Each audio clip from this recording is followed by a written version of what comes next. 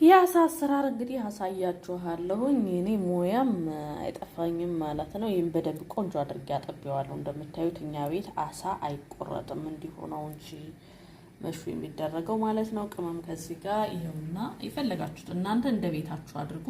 እኔ ግን እዚህ ጋር የአሳ ማሰላ፣ ከዛ እርድ፣ ከዛ ደግሞ ፓፕሪካ፣ ከዛ ፍልፍል አስወድ ማለት ወይም ደግሞ ቁንዶ በርበሬ፣ ከዚህኛው ትንሽዬ በርበሬ ያለኝ። እዚህ ጋር ደግሞ የተፈጨ ነጭ ሽንኩርትና ዝንጅብል፣ ዘይቱን ወይ ደግሞ ኦሊቭ ኦይል